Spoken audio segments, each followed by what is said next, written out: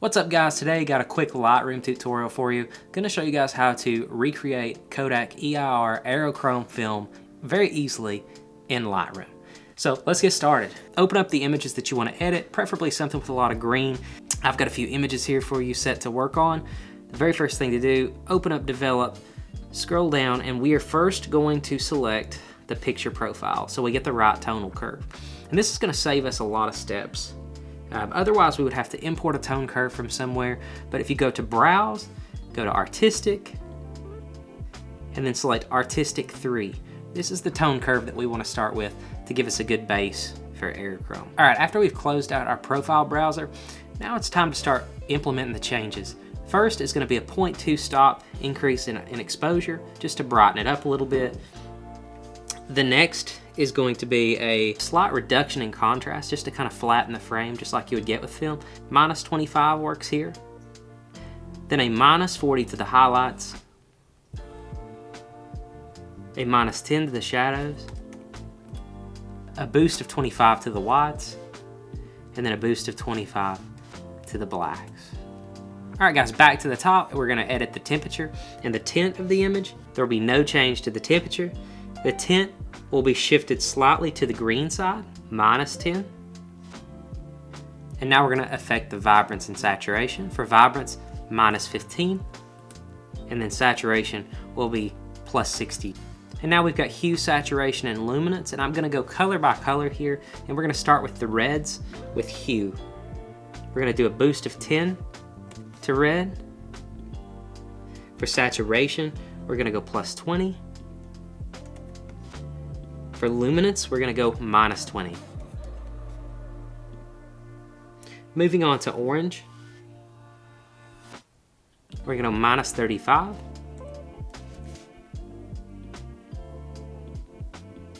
Minus 30.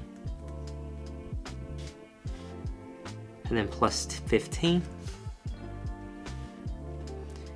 And now for yellows, we're gonna go plus 30, plus 55, and minus 15. Greens, this is where we're gonna make a lot of our changes. Green channel is where a lot of the action is happening with Aerochrome. So we're gonna start over here with the hue slider again.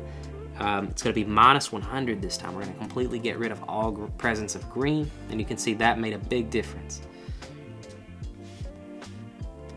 Saturation plus 100. And then luminance minus 40. This is another really important one here for the Aerochrome look, the cyan slider.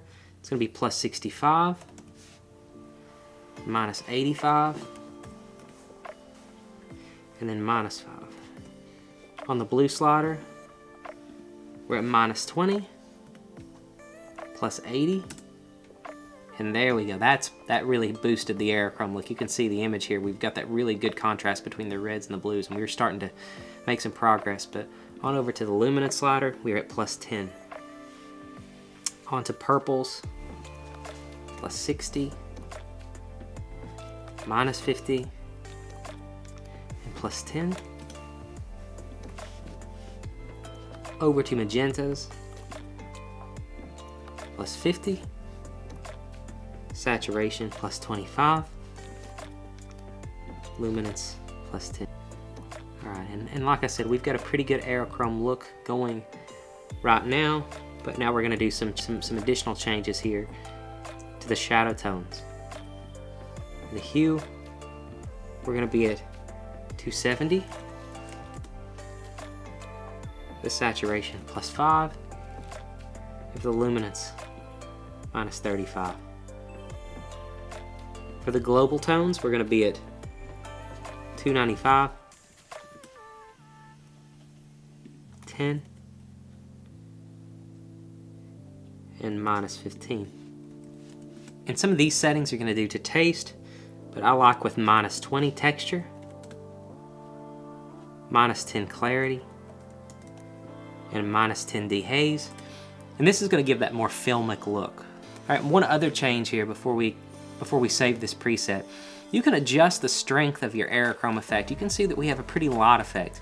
For those of you who don't know, when you're shooting aerochrome, which is color infrared, a lot of times you have to use a filter on the front of your camera, whether that's an orange filter or a red filter, and the color of the filter dictates the strength of the effect that you eventually get. And so you'll see that we have our artistic 3 tone curve up here on a slider. We can adjust the strength of the effect. And so there's the real aerochrome effect. Check that out. So if you want a lighter aerochrome effect, let's say that you've got people in the shot, you can back it back down to 100, or you can increase the effect. Much like using a different filter on the original film, you can strengthen the effect there. So that's what you wind up with. Then after that, the only thing left to do at that point is to save the preset.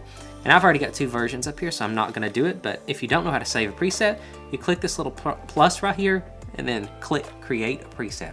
But I'm gonna show you some examples of some of these pictures that I've taken. And don't mind this one being a little off center. I was on my trip, and the kind lady who took the photo for me didn't center it properly, but appreciate her doing it. I've got 2 different strengths of the effect here. I'm gonna give it the maximum aerochrome effect. Let's increase the exposure a little more here. And you can see that that is really, really cool looking.